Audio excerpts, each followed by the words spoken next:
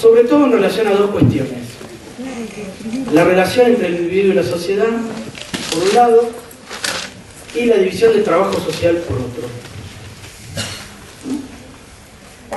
Si uno piensa en términos de teoría sociológica, bueno, esos dos conceptos son centrales en la obra de Durkheim. ¿Qué se puede decir de la relación entre el individuo y la sociedad? ¿Qué impacto tiene la división del trabajo social sobre ese vivir juntos moderno que Durkheim está analizando? Ustedes van a ver cómo hoy nosotros vamos a volver sobre esos conceptos, pero discutiendo y presentando un autor que escribió antes que Durkheim, que escribió hacia mediados del siglo XIX y que tuvo un impacto y tiene un impacto que es central para las ciencias sociales occidentales, que es Karl Marx.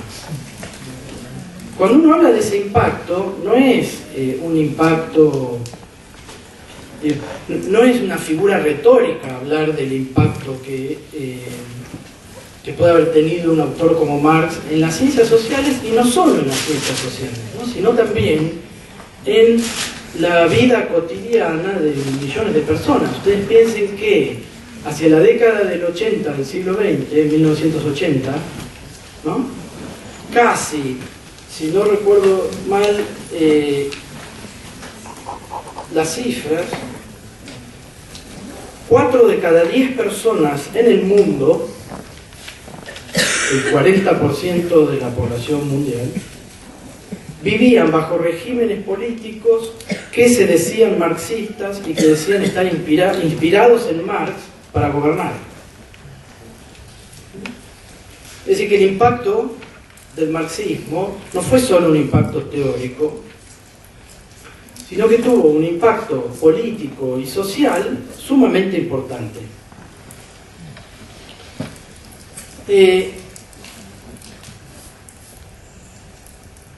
Esa proporción de personas ha bajado, obviamente. Hoy piensen que en 1980 todavía existía la Unión Soviética, ¿no? Así que ahí hay no sé cuánta gente, pero debe haber muchos.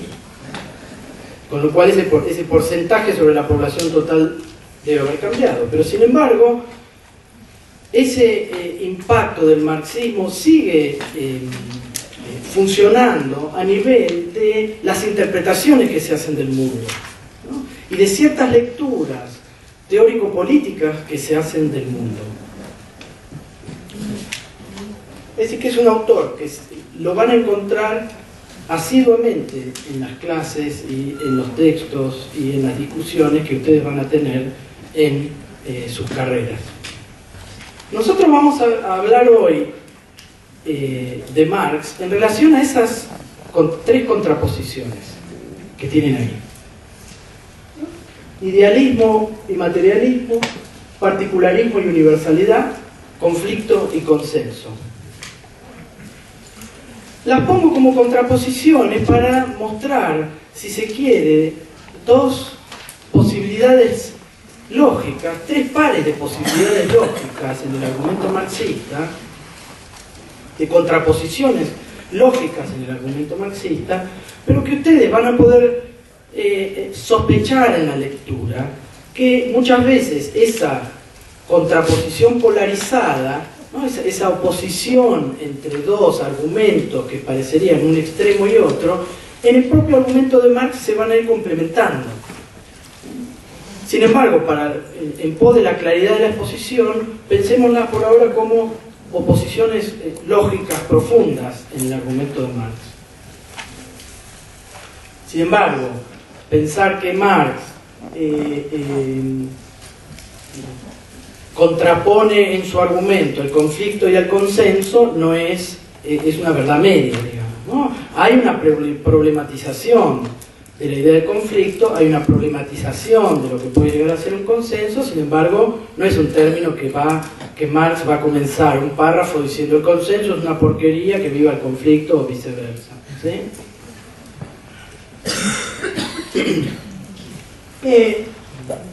Y comencemos por la primera contraposición, idealismo y materialismo.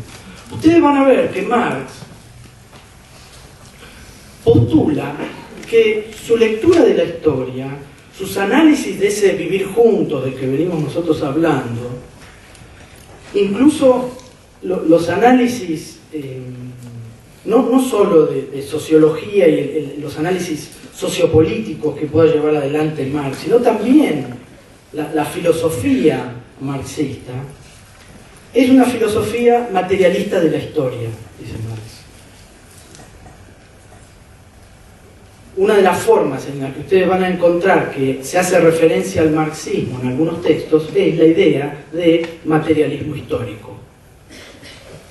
¿Qué significa una lectura materialista de la historia? Para eso primero tratemos de recordar algunas cuestiones que ya charlamos acá sobre el idealismo, ¿no? ¿Se acuerdan de cuando conversábamos sobre la alegoría de la caverna? ¿Sí? Algunos de ustedes ya incluso habían leído la alegoría de la caverna, la habían trabajado en otras clases, ¿no? ¿Cuál era la idea de la alegoría de la caverna? Los seres humanos, el acceso que los seres humanos teníamos al mundo, la forma de poder conocer el mundo, de acceder al conocimiento del mundo, dice Platón, es como si estuviéramos todos encadenados, mirando el fondo de una caverna, por cuya entrada ingresa la luz, y nosotros lo único que alcanzamos a divisar son las sombras que produce esa luz, ingresando por la puerta de la caverna a nuestras espaldas. Es decir, nosotros no tenemos un acceso directo a la realidad del mundo, no tenemos un acceso a la realidad del mundo como es, sino que la mayoría de la gente lo que alcanza a percibir son reflejos, sombras, figuras confusas del mundo, que está representado por esa curva, ¿no? Las apreciaciones del mundo son inestables, hay conflictos, hay desacuerdos, y uno puede elegir algunos ejemplos más onzos. Si yo veo la sombra, ¿no? Me imagino con grilletes encadenado mirando el fondo de una caverna, puedo confundirme un caballo con una cebra, ¿no? Pero el problema para Platón es cuando no nos ponemos de acuerdo en otro tipo de cuestiones. Por ejemplo, ¿qué es lo bueno y lo malo? ¿O qué es lo justo y lo injusto? En ese sentido, el común de la gente ve sombras sobre lo bueno y lo malo, lo justo y lo injusto, lo bello y lo feo. No tiene un acceso a lo que el mundo es. Entonces, en esa vida cotidiana que hay, desacuerdo, intereses particulares jugando, yo, ¿no? Trato de disfrazar la realidad para que aparezca como me conviene a mí. Como nadie la ve bien en la realidad, ¿no? Me hago tonto. Digo, no, en realidad ese es mi caballo, y por ahí es una cebra, no, dame lo que es mi caballo, ¿no? Hay intereses particulares jugando dentro de esa caverna.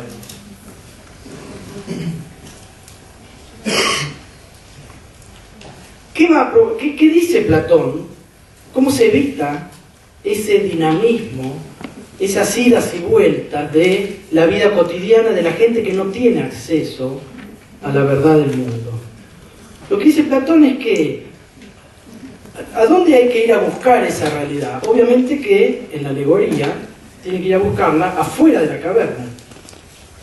Hay que salir de la caverna, ir hacia la luz. Y la luz, que nos va a mostrar cómo el mundo efectivamente es precisamente una idea del bien, una idea de la vida buena. Que si ustedes recuerdan la primera reunión que nosotros tuvimos, el 18 de marzo, ¿cuál era? ¿Qué le daba al individuo tuvo una idea de la vida buena en la antigua Grecia, que hablamos de un ethos. ¿Qué era eso? ¿Se acuerdan? La vida en la polis. Exacto. La vida en la polis es lo que está afuera, es esa idea de la vida buena, las virtudes, las pasiones, los valores, las costumbres, que la polis le ofrece al sujeto. ¿Y cuáles son los sujetos que tienen que salir de la caverna, acceder a la luz, acceder a la idea del bien y volver a la caverna a mostrarle la realidad del mundo a estos encadenados, a liberarlos de las cadenas? Los filósofos, ¿no? El filósofo rey en Platón.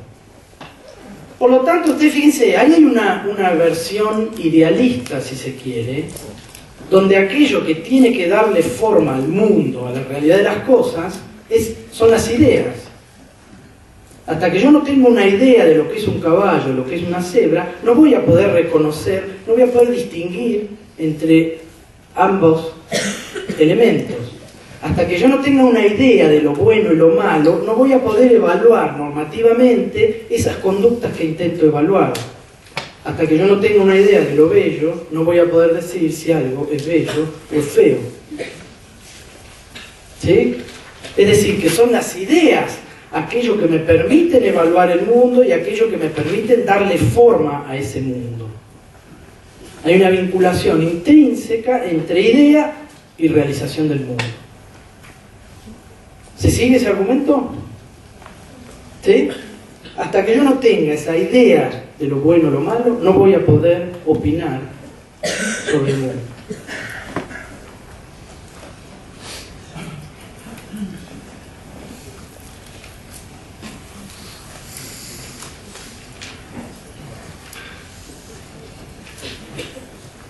Marx no está discutiendo con Platón.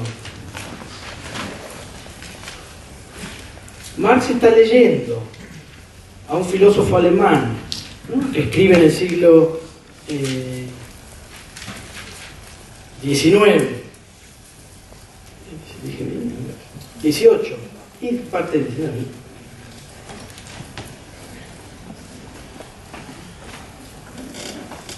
Friedrich Hegel.